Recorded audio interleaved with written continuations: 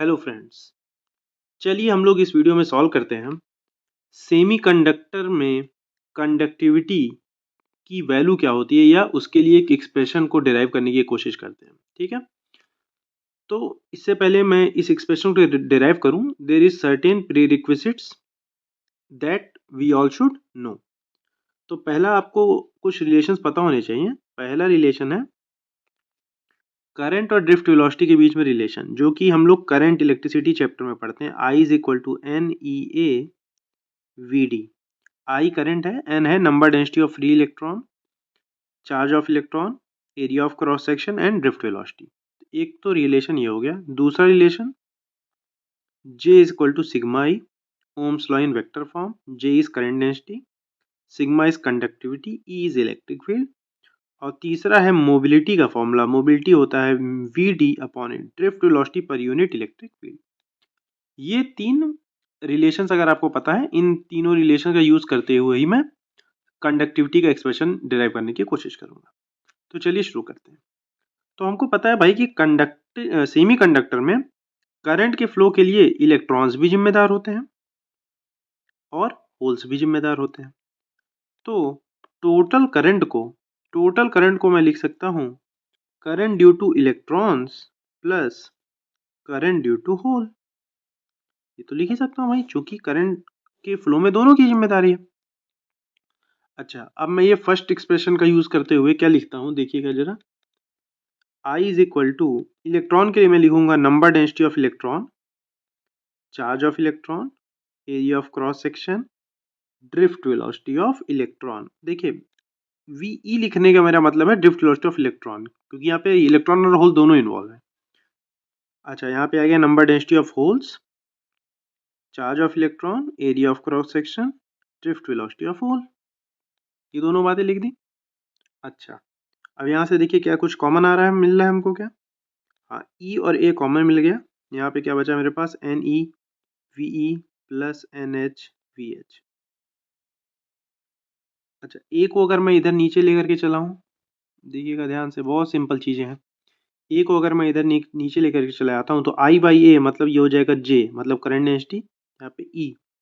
अच्छा, drift velocity को मैं क्या लिख सकता हूँ, यहाँ से आप ध्यान दीजिए, ड्रिफ्ट वेलोसिटी को मैं लिख सकता हूँ मोबिलिटी इनटू इलेक्ट्रिक फील्ड। तो यहाँ से भी ड्रिफ्ट वेलोसिटी को वही चीज़ लिखा जा सकता है, mobility of electrons and electric field plus N H mobility of holes and electric field. Mobility of electron और मोबिलिटी ऑफ होल्स अलग अलग होता है, और हमको पता होना चाहिए कि मोबिलिटी ऑफ इलेक्ट्रॉन जो होती है वो मोबिलिटी ऑफ होल्स से ज़्यादा होती है। क्यों? क्योंकि इफेक्टिव मास जो होता है हमारा होल्स का वो ज़्यादा होता है as compare to effective mass of holes.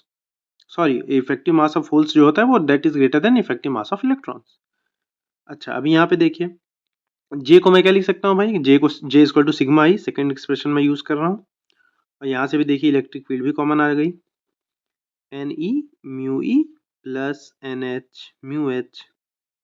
देखिए इलेक्ट्रिक फील्ड भी कैंसिल आउट हो गई, और यहाँ पे मेरे पास कंडक्टिविटी का एक्सप्रेशन आ गया, that is charge of electron common है यहाँ पे, या फिर fundamental charge, number density of electron, mobility of electron plus number density of hole और मोबिलिटी ऑफ होल।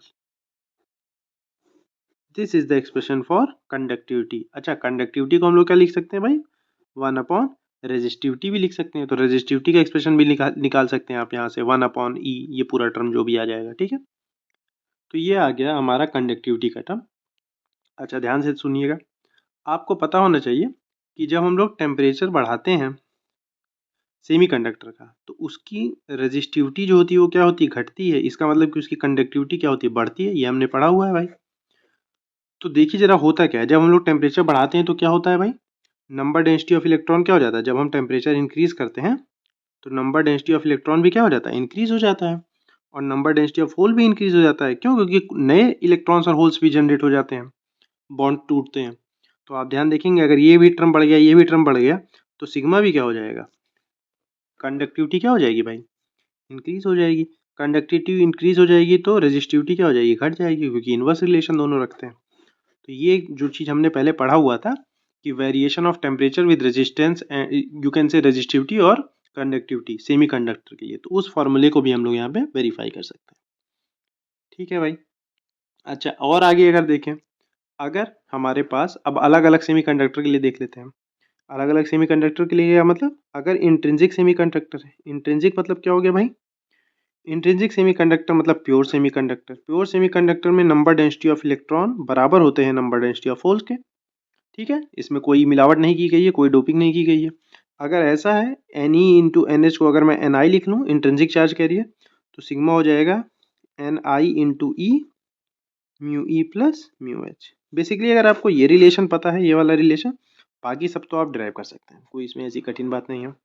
अच्छा, पी टाइप सेमीकंडक्टर है तो क्या होगा, फॉर पी टाइप सेमीकंडक्टर, तो पी टाइप सेमीकंडक्टर में क्या होता है भाई, होल्स मेजॉरिटी में होते हैं, number density of holes are greater than number density of electrons. तो अगर ऐसा है तो नंबर डेंसिटी ऑफ इलेक्ट्रॉन वाले टर्म को आप निगलेक्ट कर सकते हैं। यहाँ पे इस रिलेशन में आप नंबर डेंसिटी ऑफ इलेक्ट्रॉन वाले टर्म को निगलेक्ट कर सकते हैं। तो क्या बन जाएगा कंडक्टिविटी का formula, E N H mu H approximately. आपने यहाँ पे क्या किया है, इसको नेगलेक्ट किया है ना यहाँ पे। अच्छा, इसी तरीके से अगर आप एन टाइप सेमीकंडक्टर की बात करेंगे, बिल्कुल सेम प्रोसीजर है। तो एन टाइप सेमीकंडक्टर में नंबर डेंसिटी ऑफ इलेक्ट्रॉन जो होता है आपका, वो ज़्यादा होता है as compare to number density of hole. तो उसमें कंडक्टिविटी हमारी क्या हो जाएगी, E N E mu E. N H वाले टर्म को आपने क्या कर दिया, नेगलेक्ट कर दिया। तो ये आ गया हमारा एक्सप्रेशन किसके लिए, इंट्रिंसिक सेमीकंडक्टर के लिए, पी टाइप सेमीकंडक्टर के लिए और एन टाइप सेमीकंडक्टर के लिए। जनरल एक्सप्रेशन हमारे पास ये आया था, ई ब्रैकेट में N E mu E plus N H mu H. Temperature के साथ कंडक्टिविटी का वेरिएशन कैसे था, मैंने आपको वो भी समझा दिया। So that's all for this video guys, I hope that you have understood it. Thank you.